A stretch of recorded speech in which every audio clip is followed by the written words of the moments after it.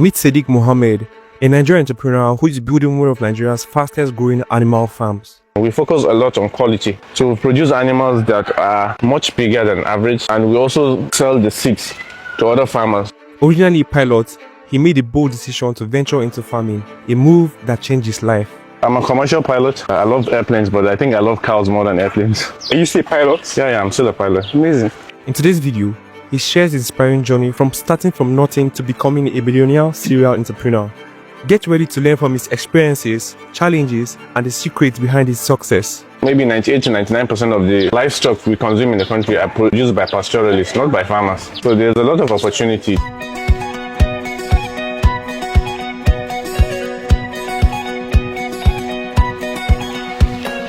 Hi, my name is Sadiq Mohammed. I'm the CEO of Nim Farms, and you're welcome to our demonstration farm. Thank you. And then maybe later we can drive to the farm and see what we do over there as well. Okay. What inspired you to start Nim Farms, and what's your story like? Okay, Nim Farms was born out of my passion for animals, you know. I've been raising animals since I was a kid. I had pigeons, I still keep pigeons, rabbits, chicken, you know. So organically, I started keeping bigger animals like sheep and cows, yeah. And then, you know, it also organically grew into a business. Started out as something that I was passionate about, Yeah. just for fun. But yeah, it's grown into a business. Amazing. Yeah. What's your background like? Okay, I'm a commercial pilot. I love airplanes, but I think I love cows more than airplanes. So you were into pilot school? Yeah, I went to flight school. Wow. Are you still a pilot? Yeah, I'm still a pilot. Amazing. So I've been flying for a long time, maybe over 15 years now. Wow. Like I said, I've always loved animals since I was a kid. I started out with, you know, keeping pigeons, rabbits, chicken. And then as I grew, I developed interest in bigger animals as well, like cattle and sheep. And then, you know, it organically grew into a business because there's a huge demand for beef in the country, you know. We've got a massive population of 200 million people. Yeah. There's a huge demand for protein, you know. Protein, yeah. And, you know, the livestock sector is not as structured as the poultry. I would say 99 to maybe 98 to 99% of the livestock we consume in the country are produced by pastoralists, not by farmers. Okay.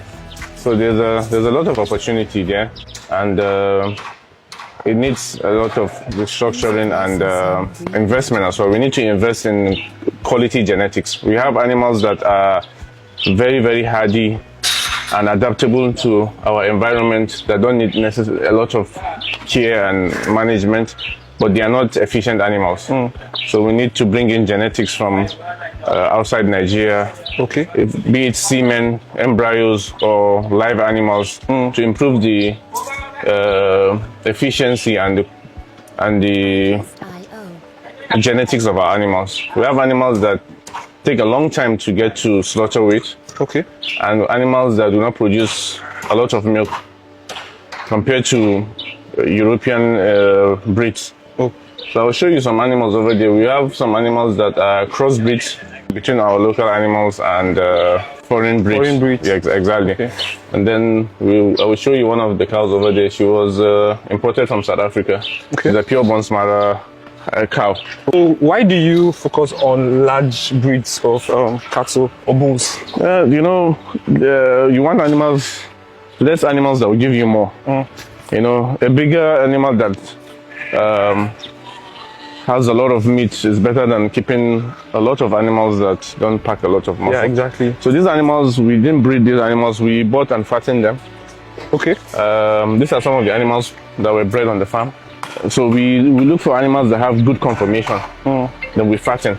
We want animals that after fattening would fetch us good money. So the bigger, the better. How many cattle do you have in total? Here on this demonstration farm, we have 23 cows. We have sheep and ram. We have maybe 60 to 70 sheep, rams and ewes, plus the lambs as well. So we have maybe 70, and then we have a few goats at the back. So, you know, because these animals are fed intensively. Okay. so we cannot keep a lot of animals. Yeah. This is where we bring our clients. Is in in the city. It's convenient for people to come and see. Yeah, it's quite accessible. Exactly. To see what they want, and we deliver. And then selling the animals here. Then we bring in more animals to this place. You can see this place is not very big, so we can't put in a lot of animals. So what's this land sitting on? I have no idea. I don't know how big it is, but maybe 1,000 square meter. Okay. I'm not sure. So could you take us around? Yeah, sure. Let's see. So are they aggressive? No. Okay. They're not. So how many breeds of bull do you rear here? Oh, here we have these red ones are called the red ones over there. Yeah. This red one and some of the red ones you see here are called red bororo. Red Bororo or Rahaji. Okay. Another name for them is red Fulani. Okay. And the one I was standing next to, the white one, is called Sokoto Gudali. Okay, I think I've heard that. Yeah. They call them Bokolo as well. Okay. So these are different breeds here. These are some crossbreeds. Oh. Yeah, I'll show you. You see the ones without the hump. Crossbreeds. The Turin breed, the European breeds. Do not have humps. The Zebu type cattle found in what's Zebu type? Zebu, the breeds with the hump. Okay, with the humps. Are the ones that have hump. You find them in some parts of Africa and the Indian subcontinent. India, Bangladesh, Pakistan. We've got Zebu breeds as well over there. Yeah. So you see, like this cow is a crossbreed between our local Sokoto Gudali. She's a crossbreed between our Sokoto Gudali and Cimental. So the main reason why we do the crossbreeding is we want to improve the growth rate, and we want to produce animals that would mature faster and still being adaptable and still being hardy to thrive in this environment you get. Yeah. So she's an F1, meaning she's a first filial generation. She's 50% Cimental and 50% Bokolo. So she retains that ruggedness and so hardiness. They have that ruggedness. Exactly, from the Bokolo genes. From Bokolo genes. And then that fast maturity, and also Cimental is a dual purpose animal, so the milk yield is going to be much higher than a pure Bokolo, and she's only 2 years old. Wow. Yeah. That cattle is 2 years old. Yeah, she's 2 years old. Wow, and it's that big. Yeah. This is a pure Sokoto Gudali. Okay. Yeah. She's a pure Sokoto Gudali. I see. Even the Sokoto Gudali is the good breed that you have. Yeah. We select. We just don't buy. This animal was born here. She's 2 years old too. Wow. She's got a very good sire. The sire was an exceptional bull that produced very fertile daughters, and he produced calves that really grew very fast. Wow. This cow, a normal Sokoto Gudali, an average Sokoto Gudali, gets to puberty at 2 years to 3 years of age. Okay. But this cow became pregnant at 1 year, 4 months. Oh wow. 16 months of age. Unfortunately, we lost the cow. She calved like less than 2 months ago, maybe 6 weeks ago, but we lost the cow, and she crossed yesterday. What's the average offsprings for this? No, a cow in a cow's lifespan would produce maybe 10 to 15 cows on average, because the gestation period is 9 months, and then after a cow gives birth, it needs a bit of time, maybe 2-3 months to recuperate, before it takes in again, and then wait for another 9 months for it to give birth. We produce animals with good disposition. It's one of the I could tell when I stepped in here. It's one of the things we select. One of the traits we select in breeding. Animals with good disposition. And why is that important? Exactly. You see, there's people walking around. You've got people walking around. You also interact with the cows, so you don't want to produce aggressive animals that would harm your employees. You get what I'm saying? Yeah. Those cows that you see roaming around are cows that are not produced through selective breeding. You get what I'm saying? There's a lot. There's maybe 100 of them. Whichever male gets lucky mates any cow that is on heat and she becomes pregnant. Yeah. But here we select. There's certain traits: will growth, conformation, disposition. These are some of the traits we we look at exactly when selecting sires. You get, so these animals. I'm just used to carrying this. Not because I'm carrying this because I'm worried about being attacked by one of these animals. No, it's just I'm just used to carrying the stick. So they have very, very good disposition. And you know, a calm animal that is not jittery and is not shy or aggressive towards people gains weight easily. Yeah, true. Because it's calm. It's It just, calm. It's what is happy. about eating? Exactly. Yeah, just eat, drink water, and rest. But an aggressive animal is always looking out. Yeah, they are very jittery animals that actually don't really gain weight and they don't do very well. I agree with you. So that's why we want calm animals. It's also safer. You create a safer environment for people that work there and you yourself. So disposition, temperament is very, very important when you breed. That is one of the cows that we imported. The Bonsma, you can see she's solid. She packs a lot of muscle. It looks like what I've seen. It's a beef breed. It's about Botswana, South Africa. It was developed in South Africa, this. actually. Oh, the amazing. Bonsma was developed in South Africa because what happened is when the Europeans, the Dutch Europeans settled in South Africa, they came in with a lot of animals. But the animals they brought in from Europe were not thriving. They were not doing very well. Okay. Because you know Africa is hot, there's a lot of parasites and all that. So they now decided to create a breed that would be very, very efficient and also adaptable to the environment. So they crossed the English Shorthorn, Hereford, which are very good beef breeds. And then they crossed them with an Afrikaner breed. Afrikaner breed is indigenous to South Africa. Okay. It's a robust breed that can survive in the harsh African climate, and then they have very good resistance to parasites and also the heat. They've got heat tolerance. So they combine these three breeds to produce the Bonsmara. So at the moment, 40% of registered animals in South Africa are Bonsmaras because they were bred to thrive in that environment, and they do very well. Yeah. They produce very good meat. You know, the European beef breeds produce better quality meat than ours. Our meat is a bit chewy, it's lean. The beef they produce has got better marbling.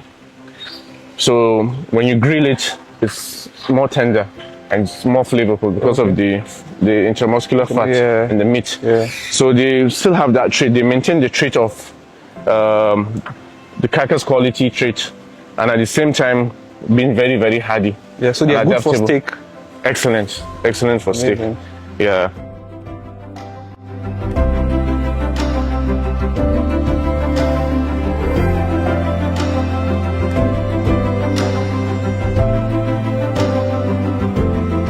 So what do you have here?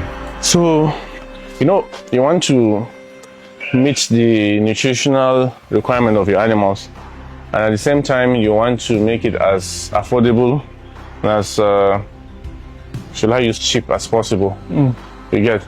So we use a lot of crop residue, like beans pod. This is sorghum pod. So it's not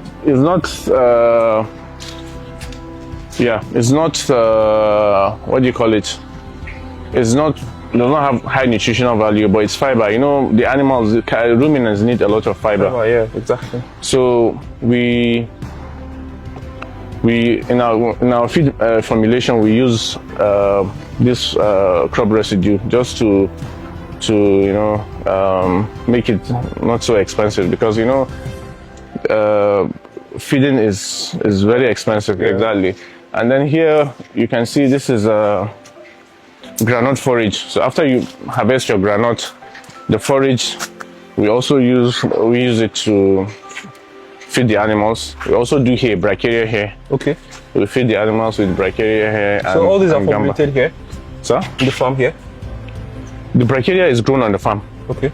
Yeah, we grow maybe 20 hectares of brachiaria. But we buy this from farmers. Okay. Yeah. This we buy from farmers. The crop residue we buy from farmers, local farmers around Abuja here. and Nasarawa. You get. So even over there, that's what we formulate the feed. Then we use a lot of maize bran and a bit of wheat offal as well in our mix. Okay. PKC is good as well. What's PKC? Palm kernel cake. Okay. It's high in protein. It's got a higher protein content than maize bran. Okay. Yeah, so we use that too.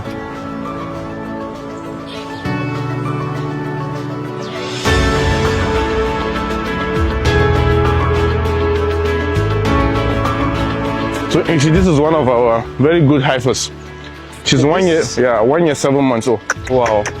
But you can see the size because she has a very good. She's from a very good dam, and the sire was also an excellent bull. So you can see this cow weighs over 400 kilograms right now. Wow. Yeah. And she's How much does an average cow here cost? the bulls, the large bulls, that weigh like 700 kg, 720 kg will go for like 2 point something million. Wow. We sell our bulls for 3,500 naira per kg live weight. Yeah, so that's what we do. 3.5 per kg. So we've got bulls that are 720, 750, some less than 700 kg. Oh. Yeah. There's a very famous bull, Angus bull, from Old White Sires in Texas. His name is Sits Wisdom. He's a very good, the quality Angus bull. So he's the sire of this bull. So we do a lot of artificial insemination as well. Okay. So you import the semen here. Well, the semen is already here. There's semen available at integrated dairies in Jos. Where are you from? Oh. So they are partners with Worldwide Sires. Okay. So they import semen and we get semen from them. There's quite a few. Even the cow over there, the black one, she's also an Angus cross. No, yeah. She's an Angus cross from the same sire, Sits Wisdom. So this bull's dam is a Bokolo, and then she was inseminated with the Angus semen. And then he's a very, very fast growing bull. He was recently moved here. He was on the farm grazing. He was not on any concentrate or anything, but you could see he's packed a lot of muscle. You see, Yeah, can see. you see. You look at the physique, the conformation of the animal. You can see he's packing up a lot of muscle.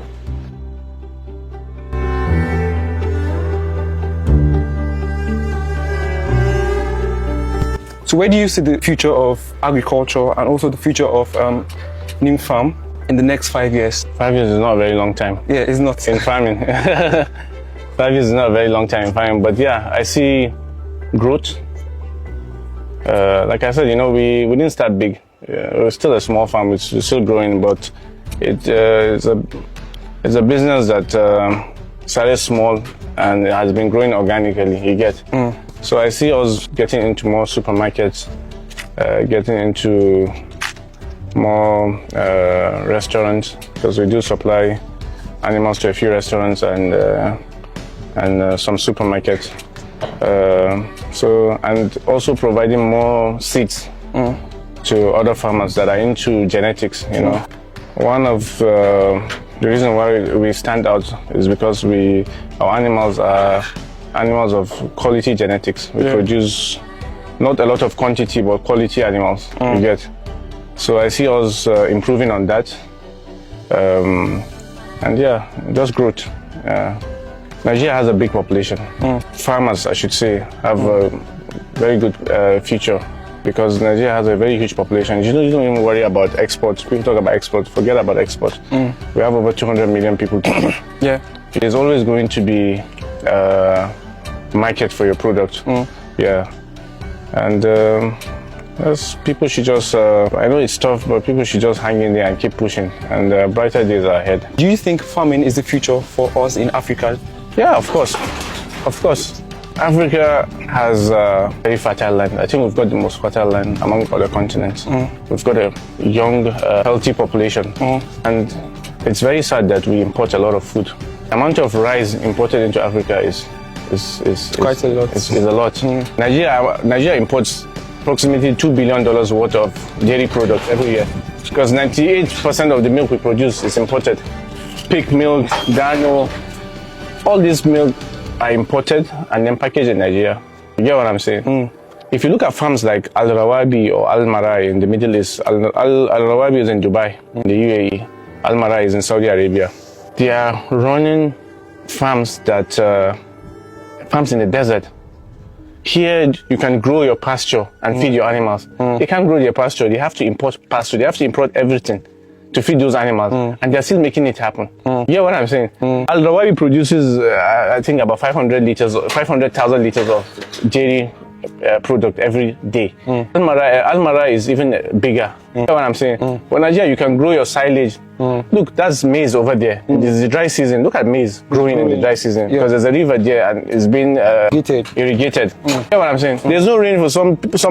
My friend visited a farm in Morocco in the desert. They only get rain maybe once in a year. Could you imagine? There's a massive farm. They have over 500 dairy animals on that farm. They are producing milk, cheese, and all those things. We don't have that in Nigeria. True. So, like South Africa is doing well. Kenya, the likes of Kenya, Tanzania, Uganda is also a powerhouse in dairy and livestock production.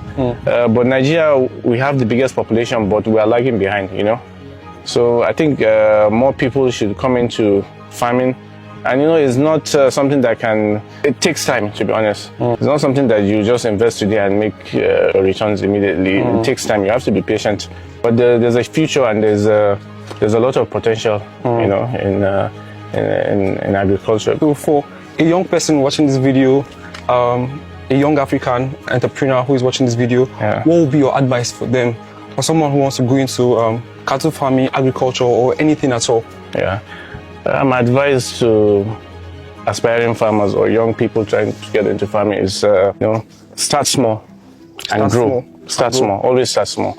You know, it's good to start small because when you're starting, you don't have a lot of skills, you don't have a lot of knowledge in the business. You start small, you learn. The losses are less when you start small, and then you can grow organically. When you start big, you pump in too much money, you start it, and you lose. Then you get demoralized and you quit. You're discouraged. But when you start small, you learn. Farming is something you learn by doing. You get what I'm saying? It's not just by opening textbooks and reading online. Or no, you have to do it. When you do, you have to practice. When you do it, that's when you learn. So that would be my advice for young people trying to get to just start small and then grow and be positive. All right. Yeah, that's there's always going to be challenges. Whatever you do, it's not just in agriculture. If you're a filmmaker, you're a model, a content creator, whatever you're doing, there's always going to be challenges. But the most important thing is to love what you do and be passionate about what you do. That will take you over the line, even when times are hard. You keep pushing yourself because it's something you enjoy doing. Yeah, so that would be my advice. My takeout would be start small and grow from there. Exactly. Yeah. So hope you enjoyed this video, and if you did, I'll drop details of Nin Farm down in the description. Make sure to check them out. And if you enjoyed this video, as I said, like, share, and subscribe. I'll see you in the next video. Peace.